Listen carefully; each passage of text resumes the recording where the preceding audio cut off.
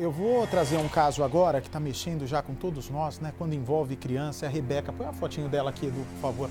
Uma menina linda, linda, linda, de 6 aninhos de idade, que infelizmente foi morta ontem aqui em São Paulo. Pode encher a tela, por favor.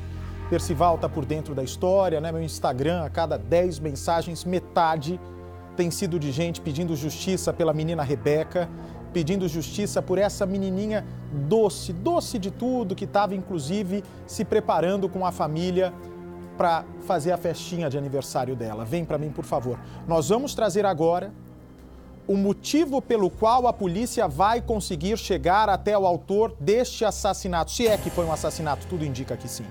Tudo indica que sim, eu vou explicar para vocês agora por quê. Essa menina, de apenas 6 anos, foi encontrada morta dentro da casa onde mora, com o pai e a madrasta. O pai entra na casa, tem as imagens do local? Pode me dar as imagens, por gentileza, do que tiver aí. A casa interditada, a polícia militar no interior da residência.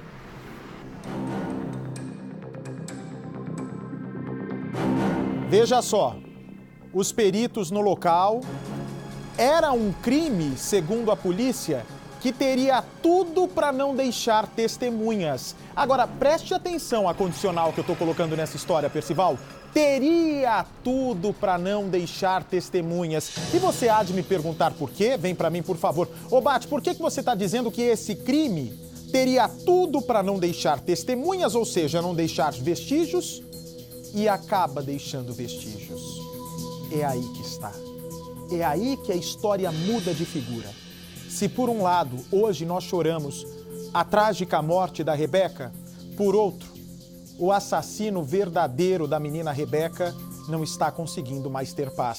Porque ele imaginava que todos que estavam dentro da casa dessa menina, arteira, bonitinha, como uma criança de 6 anos qualquer, ele acha que teria liquidado absolutamente todos. Ele acha que ninguém que estava dentro daquela casa sobreviveria ao ataque covarde cometido num fim de semana aqui no ABC Paulista. A filha estava morta, o pai encontra a companheira e madrasta de Rebeca já sem estar consciente dentro da casa. Vem para mim, por favor. A Rebeca já não tinha mais jeito, infelizmente a menina estava morta. Mas a madrasta era uma questão de corrida contra o tempo, porque se ela sobrevivesse, ela poderia ajudar a contar para a polícia quem tentou matar a Rebeca e também a madrasta. Pois bem, eu quero avisar ao Brasil que a madrasta sobreviveu a tudo que se passou na tarde de ontem em São Caetano do Sul, em São Paulo, e a madrasta da menina Rebeca recebeu alta do hospital. Percival, o que isso significa? Significa que ela vai poder dizer quem foi que atacou. Quem ela vai revelar, porque ela ficou inconsciente. A menina lá, que vivia com ela, filha do atual companheiro, sobreviveu. Então, ela sobrevivendo tinha a condição de dizer quem foi, o que aconteceu. Ora, meus amigos, vem para mim, por favor. É muito simples o que está diante dos nossos olhos nesta tarde. Um crime com vários fatores de mistério, só que graças à sorte dessa madrasta, a substância utilizada para asfixiar até a morte a Rebeca não foi suficiente para asfixiar até a morte a madrasta, que está viva, que está na polícia, e aguardamos que a qualquer momento a polícia nos indique quem é o assassino da Rebeca e quem tentou matar a madrasta. Meu Deus do céu, é muita maldade, né? E você sabe, Percy, que toda semana, praticamente, pode encher a tela com a foto da Rebeca, por favor. Quase toda semana a gente tem trazido aqui no programa, infelizmente, casos de crianças que têm a vida ceifada. Seja dentro de casa, como foi nesse caso, seja em outras situações, como foi o caso da menina Vitória, que nós mostramos na semana passada, o julgamento. Vem para mim, por favor, enfim. É assustador o número de crianças que têm perdido a vida, não só por causa da maldade dentro desses assassinos, mas principalmente porque não existe uma punição. Vejam bem, quem matou a Rebeca e tentou matar a madrasta dela, que graças a Deus sobreviveu e que vai contar para a polícia tudo o que aconteceu, assim a gente espera, é o caso da Vitória. A pena que o Júlio César Erguesse tomou por ter matado a Vitória é ínfima. Isso educa alguém? Isso dá medo em alguém? Bom, a pena deveria ter, e não tem, uma função até pedagógica no sentido de inibir, intimidar, deixar claro para toda a sociedade que quem comete esse tipo de crime é severamente punido. Exatamente o que não acontece entre nós. Pois bem, minha gente amiga, mas eu quero avisar a vocês de todo o Brasil. O homem que matou a Rebeca também tentou matar a madrasta dela que estava dentro da casa, e o corpo da Rebeca foi encontrado pelo pai dela e a madrasta foi encontrada quase morrendo pelo companheiro dela. Dá as imagens, por favor, do local. Por sorte, a madrasta sobrevive e hoje, 24 horas depois de ter sido bem atendida no hospital, ela recebe alta. E atenção, Bernardo Armani, vem para mim, por favor. O que tinha tudo para ser um assassinato sem vestígios, um assassinato sem prova, ganha uma reviravolta com a sobrevivência da madrasta, não é isso? Boa tarde. Boa tarde, Bate, Percival, boa tarde a todos. Pois é, um depoimento muito aguardado, pois apenas ela poderia esclarecer o que aconteceu dentro de uma das casas aqui desse terreno. São 4 casas de aluguel. Autor do crime e também as vítimas estavam em 2 delas, lado a lado. Vou até mostrar para vocês a moto do vizinho, o Antônio Motoboy, que segundo a polícia é o assassino da menina Rebeca de 6 anos e também tentou matar a madrasta dela, a Juliana, de 30 anos. O que a polícia descobriu em meio a tudo isso e rapidamente foi que os 2 vizinhos, o pai de Rebeca e também esse motoboy, o Antônio, já tinham desavenças por causa das casas lado a lado. Coisas bobas, segundo a polícia. Uma delas, que Antônio deixava a moto dele na passagem de pedestres, atrapalhando o caminho para os outros moradores que residem nas casas ao fundo aqui, que a imagem não mostra. Mas lá depois daquela grade à direita, ficam mais 2 casas, a primeira delas, parede com parede, a casa onde estava Rebeca. A polícia também estranhou ao saber que a primeira pessoa a chegar aqui, a encontrar a garota e a companheira, foi o pai de Rebeca. E ele contou que às 13h30 da manhã, ele trabalha como motorista de aplicativo, estava rodando a madrugada inteira. Quando entrou aqui no terreno, se deparou com quem? Com esse mesmo vizinho. Isso foi algo que ele já desconfiou. O que ele estava fazendo aqui a essa hora? Entrou na casa, a porta já estava aberta. E no mesmo momento, viu a companheira caída no chão, seminua, apenas enrolada em uma toalha. Achou que ela tivesse passado mal, ela que sofre de asma, por isso pegou o medicamento, tentou fazer inalação, pegou o corpo dela no chão, colocou em um colchão no quarto, no chão, e em cima da cama de casal estava a filha, que ele pensou estar dormindo. Mas Rebeca já estava sem vida. Quando ele olhou com mais calma, mais atentamente, viu que a garota ainda estava com um pano cobrindo o nariz e a boca. Imediatamente, ele ligou para o resgate e pediu orientações, pediu ajuda. E o resgate foi passando pelo telefone o passo a passo do que ele tinha que fazer. Ele tentou reanimar a companheira, tentou reanimar Rebeca, mas não conseguiu. A companheira ainda esboçou alguma reação, mas não voltou à consciência. E logo as ambulâncias chegaram para levar as 2 para o hospital para socorrê-las. Infelizmente, o óbito, a morte da menina de 6 anos foi atestado aqui mesmo na residência. Ela nem teve a chance de ser socorrida para o hospital. Antônio, o assassino, ainda estava aqui, no terreno, conversando com os policiais e deixou eles entrarem na casa, Bate. Sabe o que eles encontraram lá dentro, naquele terreno onde está a moto? Indícios muito fortes da autoria do crime. Em 2 sacos de lixo pretos, já dentro da casa de Antônio, eles encontraram 2 aparelhos celulares. Um da companheira do pai de Rebeca, da madrasta de Rebeca, e outro da própria menina. Ela tinha apenas 6 anos, mas já tinha um aparelho celular. Isso já deixou os policiais em alerta. E o pai de Rebeca disse que uma semana antes havia perdido um chaveiro com muitas chaves aqui da residência. E só então que a polícia encontrou esse chaveiro junto às coisas do vizinho, na casa de Antônio. Por isso ele foi levado para a delegacia. Em nenhum momento ele assumiu a autoria do assassinato. Nega tudo, diz que é uma invenção. Mas para a polícia, os dados são bem claros do que aconteceu, de quem cometeu esse crime, Bate. Foi o vizinho que, no meio da madrugada, sabendo que o pai de Rebeca estava fora de casa, ele invadiu a residência ao lado e atacou a menina e também a madrasta dela, Bate. Vou pedir para você me responder rapidamente 2 perguntas aqui, Bernardo, que eu estou com o tempo apertado com a rede aqui. Primeiro, os 2 celulares foram encontrados num saco plástico na casa do suspeito?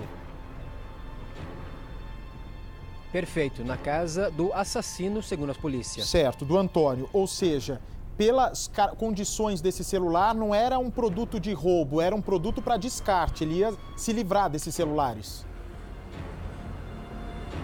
Estavam escondidos na residência, segundo a investigação, Bate. Eu tinha falado 2 perguntas, mas vou fazer a terceira e você vai me responder em instantes. Vem para mim, por favor. A madrasta era para ter morrido, concorda? Claro, não teria como escapar. Ele entrou, né, esse suspeito, se realmente é o tal do Antônio. Tem a foto dele aí, pode dividir a tela, por favor, com a foto da Rebeca e com o Antônio, com o suspeito, o vizinho suspeito de ter acabado com a menina e tentado matar a madrasta. Ora, meu amigo telespectador, preste atenção junto comigo. Se ele entra na casa e asfixia a criança e a madrasta, ou seja, a substância utilizada para asfixiar a madrasta não foi suficiente. Para a criança, sim, até porque o pulmão é menor. Você precisa de menos substância, menos material para acabar com uma criança, né, de 6 anos de idade. Imagina o pulmãozinho dela. Agora, a madrasta, ela pelo jeito se fingiu de morta e quase até chegou a morrer, pelo que eu estou entendendo que o Bernardo me contou. Só que ela sobreviveu, vem para mim, por favor. E a madrasta recebeu alta agora há pouco desse hospital aqui de São Paulo. Para o assassino, se realmente for quem a polícia está apontando, o Antônio, não ia ter nenhuma testemunha para contar o que viu. Não ia ter ninguém, não ia ter sobrado ninguém para apontar o dedo para quem entrou naquela casa, se é que foi o Antônio. Se ele entrou mascarado, se ele entrou ou mandou alguém entrar no lugar dele, enfim. Isso daí a polícia vai ter que apontar. O fato era para a madrasta estar morta. Ele se empenhou para matar a madrasta e ela sobreviveu. E agora há pouco recebeu alta do hospital. O que eu quero saber do Bernardo Armani, que está na porta da casa da família da Rebeca, é... Dá a foto da Rebeca, por favor, Edu. Se a madrasta recebeu alta, a polícia deve estar ansiosa em ouvi-la. Afinal de contas, estamos falando de uma criança morta, de um homicídio e de uma tentativa de homicídio contra essa madrasta. Se ela recebeu alta agora do hospital, é muito provável que a polícia de São Paulo já saiba o que aconteceu. Por quê? Se ela saiu do hospital 1h, já deu tempo da polícia ouvir. 6 anos de idade, foi encontrada morta em São Paulo. O assassino pensou ter acabado com a Rebeca e também com a vida da madrasta dela. Porque as duas estavam já desacordadas, a Rebeca morta e a madrasta conseguiu sobreviver. E essa é a esperança da família, que após ter sobrevivido, a madrasta conte de uma vez por todas à polícia quem fez essa brutalidade toda, quem fez essa maldade toda. Bernardo Armani, a informação é que a madrasta teria alta 1h de hoje do hospital aqui de São Paulo. Ela teve, e se teve, já foi ouvida pela polícia? O que contou? Bate, essa é a informação que temos, que ela já foi ouvida pela polícia e conseguiu contar apenas o que lembrou, pois ela apagou, né? Depois que o solvente foi colocado na boca, nariz, ela desmaiou, só foi encontrada depois pelo companheiro, o pai da Rebeca, já desacordada no chão. Ela disse que era madrugada, quando o companheiro estava fazendo uma viagem, ele é motorista de aplicativo, até Praia Grande. Estava a todo momento em contato por mensagens com ele, dizendo que a menina havia jantado, que ela estava bem, o companheiro mandando a localização por onde ele estava passando, até por segurança mesmo. Às 2h15 da manhã, o companheiro, o pai da Rebeca, disse que a companheira, né, a Juliana, parou de enviar mensagens, o que ele já achou estranho. Depois, encerrou o trabalho e voltou para casa às 3h30 da manhã. E a companheira contou para a polícia que depois de dar banho na garota, colocar ela para dormir na cama de casal, ela mesma foi para o banheiro tomar um banho. Quando ela saiu, apenas enrolada em uma toalha, percebeu que a porta de entrada da casa estava entreaberta. E nesse mesmo momento, ela sentiu alguém agarrando ela por trás, uma mão com uma luva preta tapando a boca e o nariz. Aí ela desmaiou. Isso é tudo o que ela lembra, tudo que ela pôde contar para a polícia. E a investigação já trabalha também, Bate, com uma hipótese de motivação para esse crime, pois os dois vizinhos, eles tinham algumas desavenças. Por exemplo, a moto que o Antônio, o motoboy, deixava no caminho, atrapalhando a passagem de pedestres. Também ele olhava, de um certo jeito para a companheira do pai de Rebeca, que ele não gostava, e eles discutiam algumas vezes, nunca chegaram a vias de fato. Também teve um episódio uma vez que depois de uma ríspida discussão entre os dois, a água na casa da família de Rebeca, do pai de Rebeca, foi cortada. Até hoje ele não sabe exatamente o que aconteceu e suspeita que foi o Antônio, o vizinho, que tenha cortado a água da residência. Pois bem, a polícia já sabe dessas desavenças, mas também trabalha com uma hipótese de que Antônio, sabendo que o vizinho estava fora de casa trabalhando e que a companheira dele e a filha estavam sozinhas na residência, invadiu a casa ao lado para abusar sexualmente da madrasta de Rebeca. E também teria planejado utilizar o solvente para deixá-la inconsciente durante o ataque e também deixar inconsciente a menina. O problema é que Rebeca, pequena, não aguentou, não resistiu e morreu intoxicada. Essa é uma hipótese que a polícia levanta agora, Bate. Mas a polícia de São Paulo já confirma o abuso sexual na madrasta e na criança, Bernardo? Essa é a única dúvida agora na investigação, Bate. Ela acabou de ter alta, a madrasta de Rebeca, por isso ia passar ainda por exame de corpo de delito, exames também sexológicos que podem apontar ou não essa violência sexual. E a polícia aguarda ansiosa por esses laudos para colocar um ponto final nesse crime. Bom, Bernardo, nós daqui a pouco, vem o Boletim do Jornal da Record, dentro de instantes, com tudo o que você precisa saber do Brasil e do mundo. Na sequência, a gente vai voltar para São Paulo e algumas regiões do país vão ficar com a programação local. Eu peço para que o Bernardo fique posicionado, porque esse depoimento ouro aí da madrasta da Rebeca é que vai solucionar esse caso. Concorda, Percy? Nenhuma. E essa segunda hipótese que o Bernardo levantou, acho que é mais plausível. Qual? Ele não ter o ataque sexual. E além disso, ela e a menina conheciam o vizinho, evidentemente. Iria reconhecê-lo. Então ele optou por matá-las. Você acha, Percy, que ele deu para a Rebeca e para a madrasta uma espécie de cloriforme? É isso? Cloriforme ou éter ou algum solvente. Elas foram, de qualquer modo, foram obrigadas a fazer uma inalação forçada de alguma substância. Ou seja, o objetivo dele era colocar a criança para dormir, deixar a madrasta também dormindo grogue, para abusar sexualmente dela e quem sabe até da criança também, né? Se for um maníaco sexual mesmo, é capaz de tudo. É indiscutível isso aí, me parece que sim. Bom, mostra o Bernardo, por favor, ele está na porta da casa onde tudo aconteceu, ok, Brasil? Bernardo, a prioridade é absolutamente sua no programa de hoje. Assim que a polícia se manifestar dizendo se realmente o vizinho Antônio é o autor desse assassinato e dessa tentativa de assassinato, se a Rebeca e a madrasta também foram abusadas, eu peço, por favor, que você me chame, tenta, bate aí na porta, vê se a madrasta está por aí, para ver se ela fala conosco também. Ai, é toda semana uma criança morta apresentada por esse programa. E semana que vem vai ter de novo. Sabe por quê? Eu vou explicar para vocês. Não é porque alguém assiste uma criança morta e fala, vou matar uma criança, não é isso. É porque não existe medida punitiva.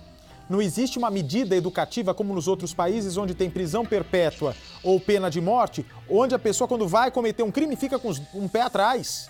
Peraí, mas se eu cometo esse crime eu corro o risco de ser morto na cadeia? Se eu cometo esse crime eu corro o risco de ficar até o último dia da minha vida atrás das grades? Vou cometer crime? Não vou, não sou bobo, mas aqui no Brasil, vide o caso Vitória. Que na verdade não deu absolutamente nada. O sujeito vai ser Júlio César Erguesse daqui 5, 6 anos, acho que não sei se é réu primário ele?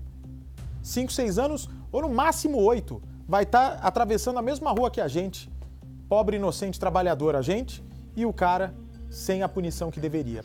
Eu vou trazer as informações porque o Bernardo Armani está nesse caso. A menina encontrada morta, a madrasta estava desmaiada, o assassino tinha certeza que a madrasta ia morrer também, só que ela sobrevive e procure a polícia. Bernardo Armani, o que a madrasta falou para a polícia? Ela que sobreviveu e que é a única testemunha desse assassinato.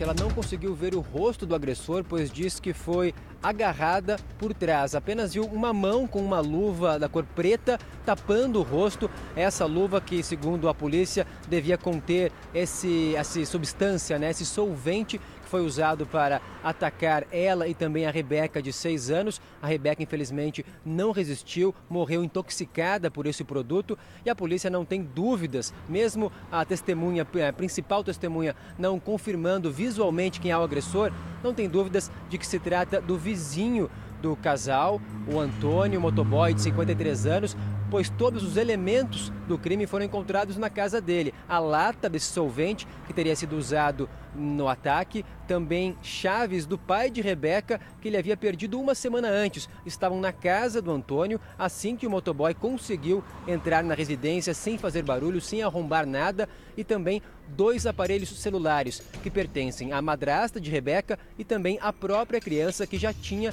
um telefone celular, também estavam na casa de Antônio. A polícia só quer esclarecer agora se a madrasta foi abusada sexualmente pelo vizinho ou não, e ainda aguarda esses laudos, Bate. Muito bem, vamos ver a reportagem e, na sequência, o Percival tece os comentários dele, por favor.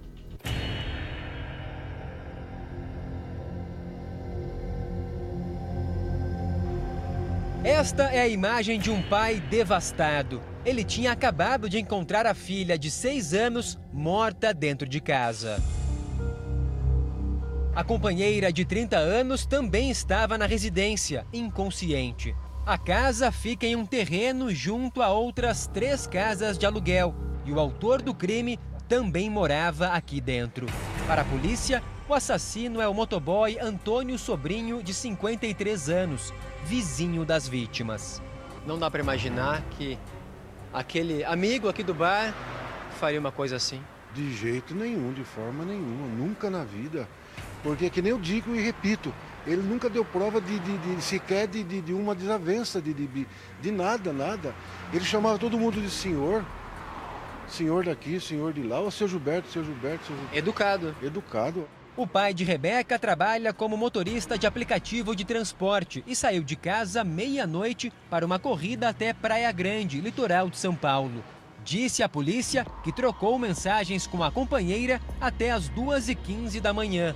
Depois disso, ela não respondeu mais. O pai de Rebeca disse que retornou para casa por volta das 13h30 da manhã e, para sua surpresa, encontrou Antônio, o vizinho, aqui, caminhando por essa área entre as residências. Inclusive, o vizinho parecia querer impedir que ele continuasse até a casa dele. Começou a puxar conversa com o pai de Rebeca, querendo que queria conversar com ele, mas não dizia exatamente sobre o que era. E Fabrício, o pai de Rebeca, não deu muita bola e continuou aqui.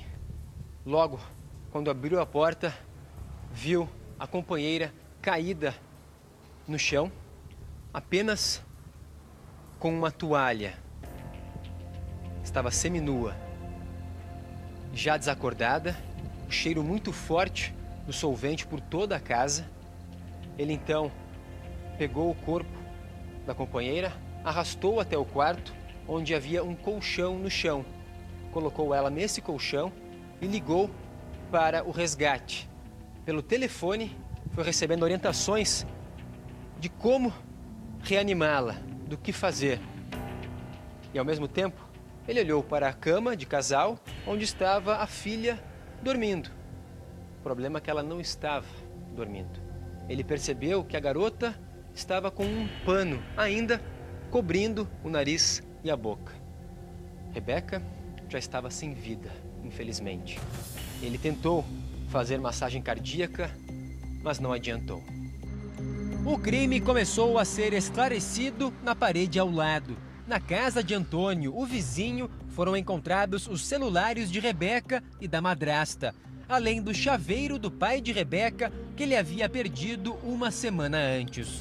Segundo os investigadores, foi assim que Antônio conseguiu entrar na casa onde estava a criança. O Cidade Alerta é o primeiro programa a entrar aqui no terreno onde tudo aconteceu. Aqui são sacos com roupas do filho de Antônio, filho do assassino. Um menino de 13 anos que morava com o motoboy aqui.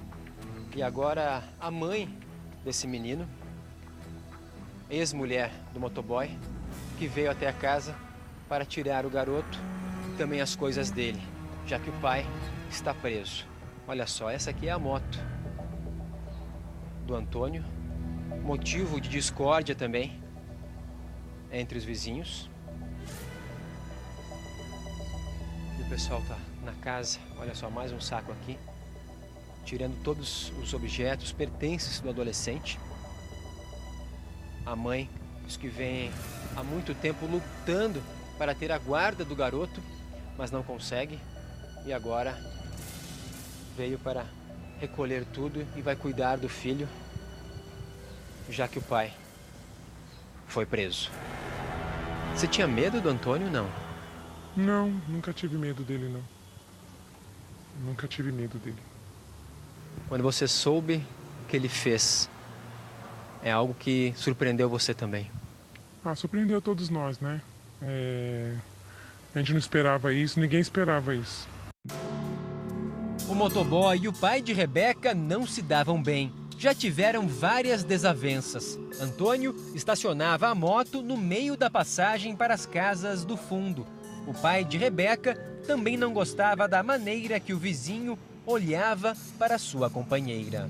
Depois de receber alta do hospital, Juliana foi até a delegacia e contou tudo o que conseguia lembrar. Disse que já na madrugada ela deu banho em Rebeca. Depois arrumou a garota para dormir. Colocou ela em cima da cama de casal. Em seguida, a própria Juliana foi para o banheiro tomar um banho. Quando saiu, estava apenas enrolada na toalha. E logo que saiu do banheiro, viu que a porta de entrada da casa estava entreaberta. Mas nesse mesmo momento, ela contou aos policiais que alguém a agarrou por trás. Ela viu apenas uma mão com uma luva preta. Colocou sobre a boca e ela desmaiou. Segundo a polícia, Rebeca e a madrasta foram intoxicadas por um solvente. A lata desse produto químico usado no ataque foi encontrada dentro de um saco no quintal da casa de Antônio. A polícia agora tenta entender a motivação do crime. Uma das hipóteses da investigação é que o vizinho tenha invadido a casa ao lado para abusar sexualmente da madrasta de Rebeca, pois sabia que ela e a criança estavam sozinhas na residência. Antônio ainda teria planejado utilizar o solvente para deixá-las inconscientes durante o ataque. Mas Rebeca não resistiu e acabou morrendo intoxicada. A polícia aguarda o laudo médico para saber se a madrasta de Rebeca sofreu violência sexual enquanto estava desacordada. Na vizinhança, todos estão chocados com a morte da menina, que morava com a mãe, mas sempre vinha passar o fim de semana com o pai.